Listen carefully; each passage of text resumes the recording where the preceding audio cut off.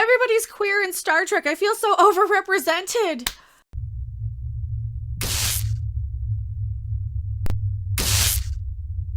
I am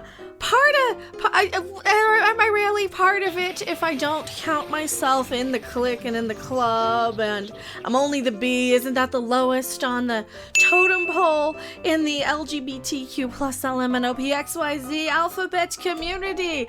Everybody in Star... Oh, it's the whole issue of Out Magazine. We gotta talk about this. We gotta talk about it's like the entire cast practically. And is this to the point now where we're kind of overrepresented?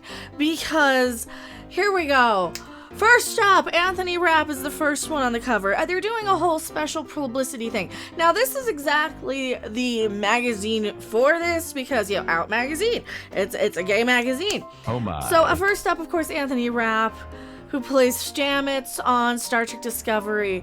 Then Wilson Cruz, and keep going, the non-binars. Of course, the non-binary representation, as it were, Tig Notaro. She's barely even in the show. She's just a guest star who comes in with one little line that they probably just green screen her in from home. She's barely there. So can we count Tig Notaro as even part of the show? Tilly, Married to a Man. She presents as straight. She presents as Rob, do you want to talk to the video about this here? We're recording here. Tilly, who has a husband who they play D&D with all of the representation crew. She is even included in this because she is another B in the alphabet.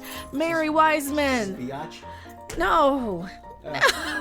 And Emily Coates, she's the newest one joining the queer representation on the show, even though she was closeted. So if they join the club, do they have to pay like member dues? I mean, is that how it is? Do they get a Well, they have to cancel people. That's their member dues. They have to go around being wokier than thou, and that's how they get in the club. See, that's why I say I'm not in the club. Do I even count? You know why she's in the club? Is she counting that movie she did Three-Way as part of it? It's literally called Three-Way. Is that what she's counting as being in a movie?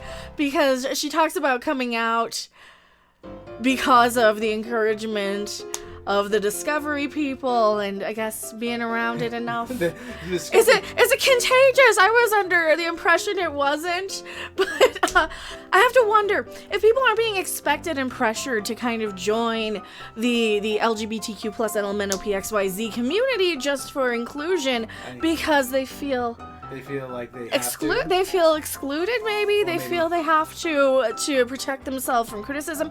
I certainly only drop the B in the alphabet when I have to protect myself from criticism of talking about it. But when we have almost more gay characters or gender characters or LGBTQ plus characters on a show, who's left on the ship? Michael Burnham, Book. Saru. Saru.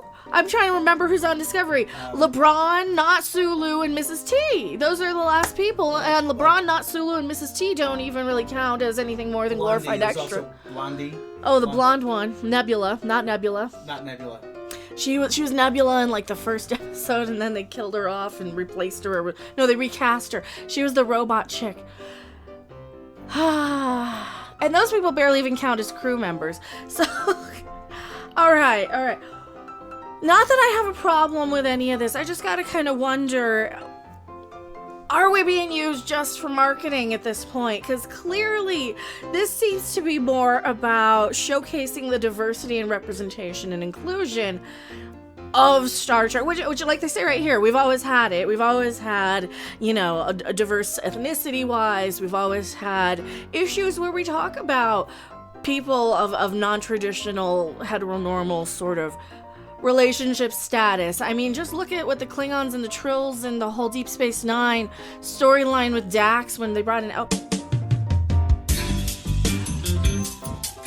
There's all kinds of stuff every time you see this.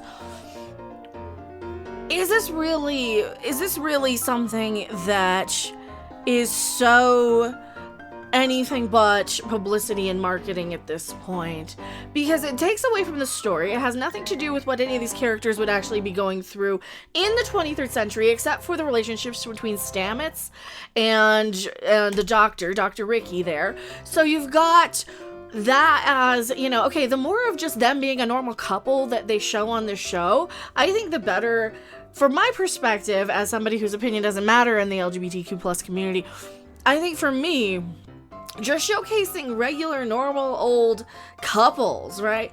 That's something we didn't get to see a lot of anyway in Star Trek. You didn't see a whole lot of married people other than maybe the O'Briens.